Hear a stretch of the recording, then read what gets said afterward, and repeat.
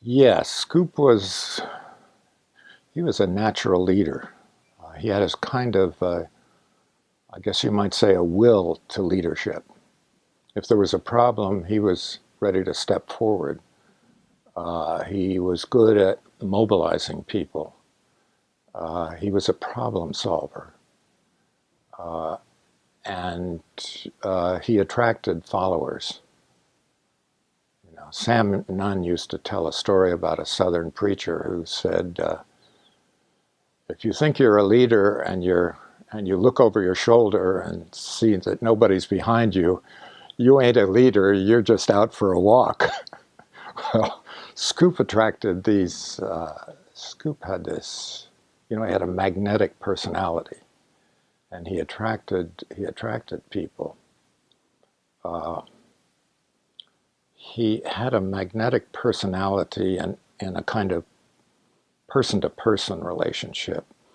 He was not an orator for the TV age, although he was regularly on Meet the Press. He was probably on Meet the Press more than any other senator or congressman in Washington. So that was an important aspect, his natural leadership ability. He was able to deal with people with a variety of viewpoints. Disagreements he could deal with openly and constructively. He'd always say, you can disagree without being disagreeable.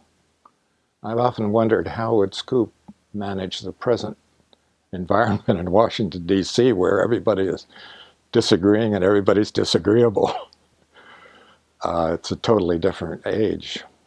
So that was important. He was a master of detail. This was also an important quality of his leadership. He mastered the details of a problem.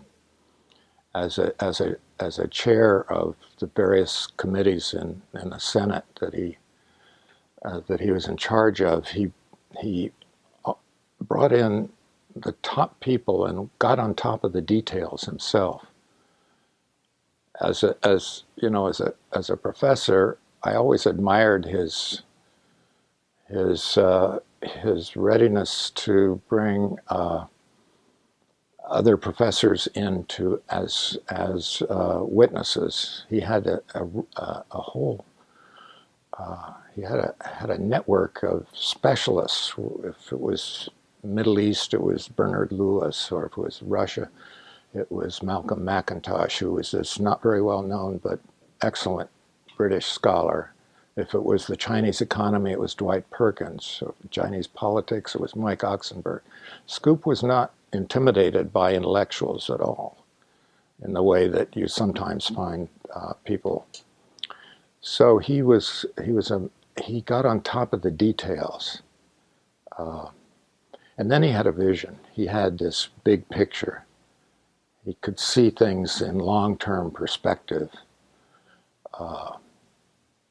and so his leadership qualities were kind of a constellation of different qualities.